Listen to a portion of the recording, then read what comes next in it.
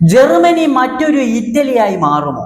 Julian നെഗൽസ്മാന് പകരം ജെർഗൻ Klopp കോച്ചായിട്ട് എത്തുമ്പോൾ German ഫുട്ബോളിൽ എന്തൊക്കെ മാറ്റങ്ങളാണ് ക്ലോപ്പിന് ചെയ്യാനുള്ളത്? ഇതൊക്കെയാണ് നമ്മൾ ഈ ഒരു വീഡിയോയിലൂടെ നോക്കുന്നത്. അപ്പോൾ വീഡിയോയിലേക്ക് പോകുന്നതിന് മുമ്പ് ജസ്റ്റ് ചാനൽ ഒന്ന് സബ്സ്ക്രൈബ് ചെയ്താൽ നമ്മൾ സ്ഥിരമായിട്ട് വീഡിയോസ് ആയിട്ട് വരുന്നതായിരിക്കും.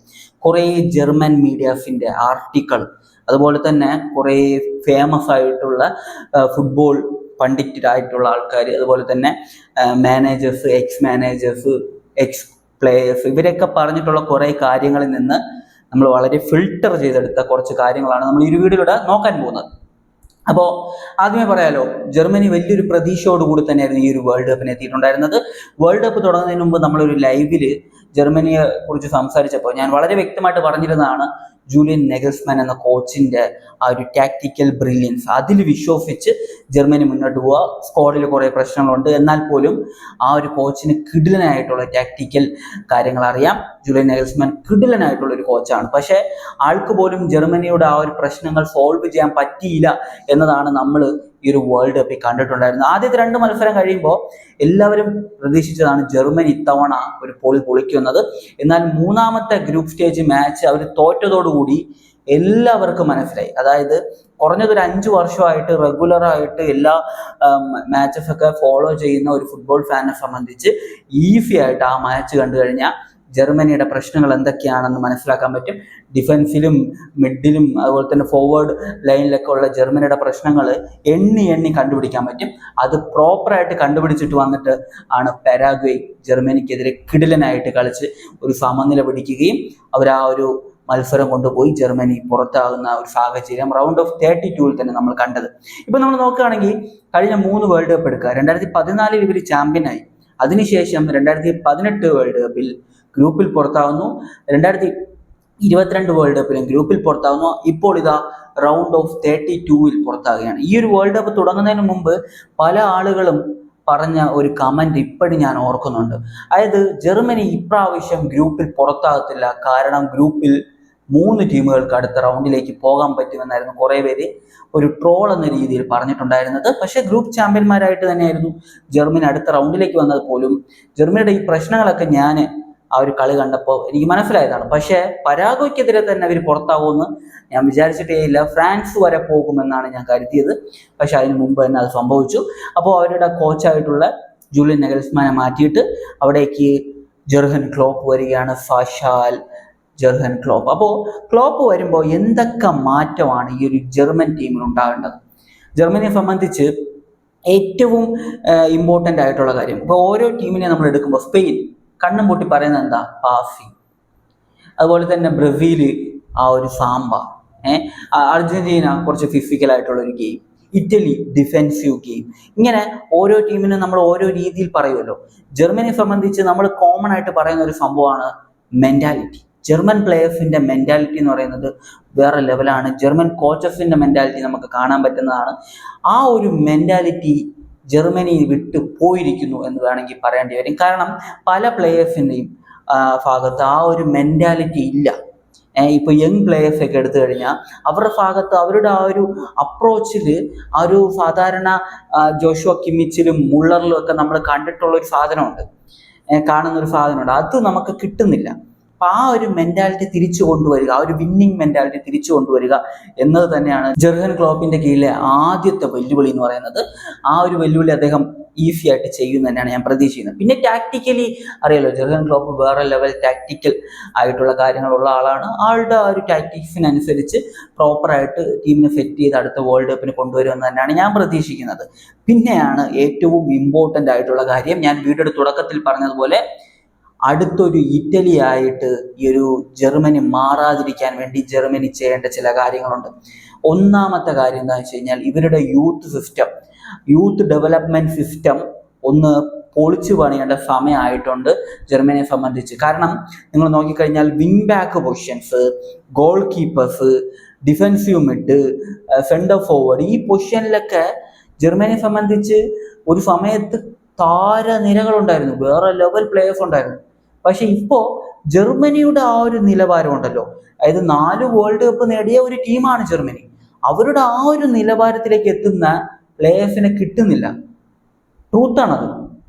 സെന്റർ ഫോർവേഡ് ഈ ഒരു വേൾഡ് കപ്പ് തുടങ്ങുന്നതിന് മുമ്പ് വരെ ആ ഒരു സെന്റർ ഫോർവേഡ് പൊസിഷനിൽ ജർമ്മനിക്ക് വേണ്ടി കളിച്ച ക്ലോസെ ആയിരുന്നു വേൾഡ് കപ്പിലെ ടോപ്പ് സ്കോറർ. മുള്ളർ ഉണ്ടായിരുന്നു പണ്ട്. ഇതുപോലെ ഉള്ള സെന്റർ ഫോർവേഡ്സ് ഇപ്പോൾ വരുന്നുണ്ടോ? ഇല്ല. യങ്സ്റ്റേഴ്സിലുണ്ടോ എന്ന് ചോദിച്ചു കഴിഞ്ഞാൽ ഇല്ല. വിങ് ബാക്ക് പൊസിഷൻ നോക്കുക നിങ്ങൾ, right back positions, left back positions, ഇവിടെയൊക്കെ ഉള്ള ഓപ്ഷൻസ് നോക്കുക. അതൊന്നും ആ ഒരു നിലവാരത്തിലേക്ക് വരുന്നതല്ല. Centre back, goal keeper position നോക്കുക. ഗോൾ കീപ്പർ പൊസിഷനിൽ ഒരു സമയത്ത് കളിച്ചിരുന്ന 3 പേര്, അതായത് ഒരു വേൾഡ് കപ്പ് സ്ക്വാഡിലേക്ക് എടുത്തുകൊണ്ട് പോകുന്ന ആ ഒരു 3 പേരും ഏതെങ്കിലുമൊക്കെ വലിയ ടീമുകളിൽ കളിക്കുന്ന പ്ലേയേഴ്സ് ആയിരുന്നു, അവരുടെ മെയിൻ കീപ്പേഴ്സ് ആയിരുന്നു.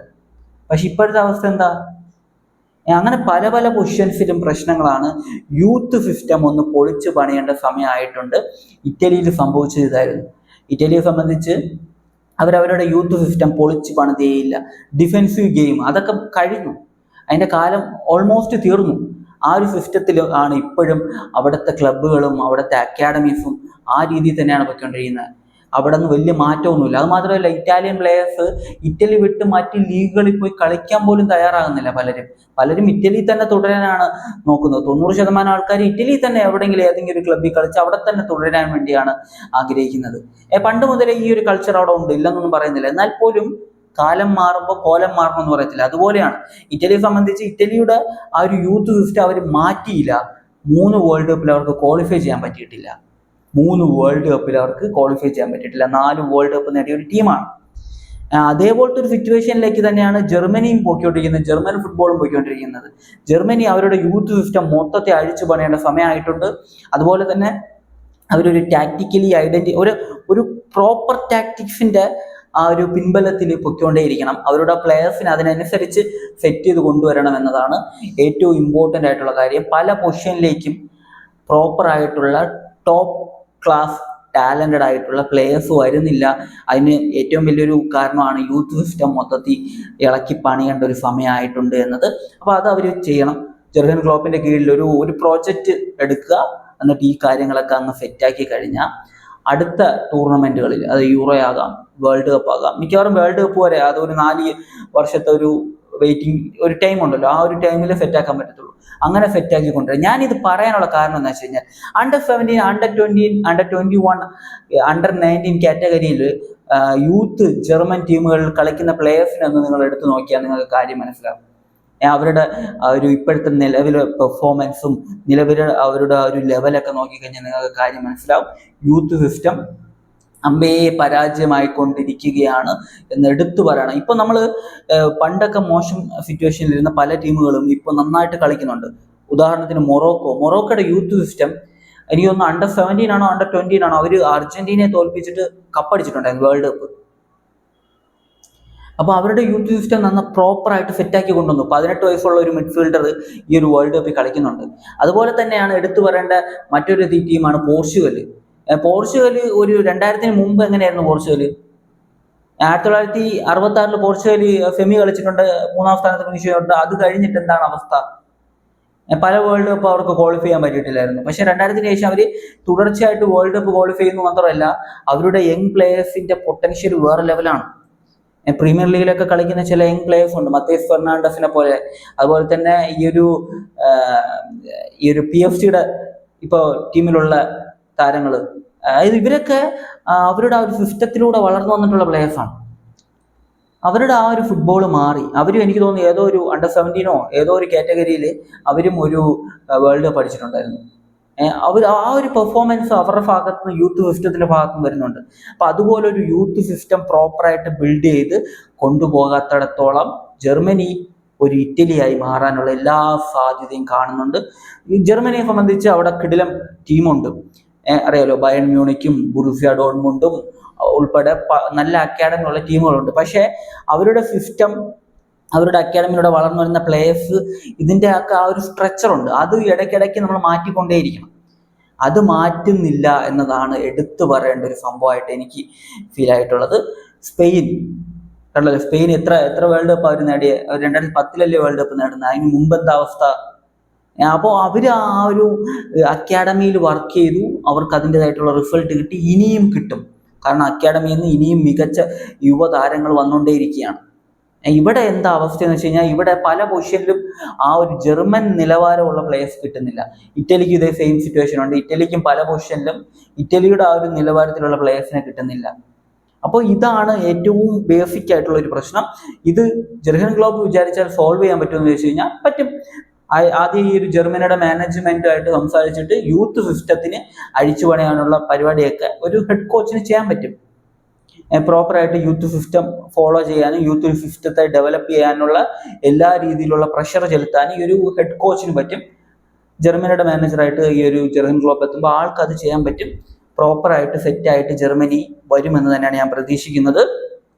ജർമ്മനി മാത്രമല്ല ഇറ്റലിയും ആ ഒരു അടുത്ത വേൾഡ് കപ്പിന് ആ ഒരു സ്ട്രോങ് ടീമായിട്ട് തന്നെ വരും എന്നാണ് ഞാൻ പ്രതീക്ഷിക്കുന്നത്. നിങ്ങളുടെ അഭിപ്രായങ്ങൾ നിങ്ങൾ എന്ത് തന്നെയാണെങ്കിലും കമന്റിൽ പറയാം. മറ്റൊരു വീഡിയോ ആയിട്ട് കാണുന്നതായിരിക്കും. ബൈ ബൈ വിത്ത് ഫുട്ബോൾ.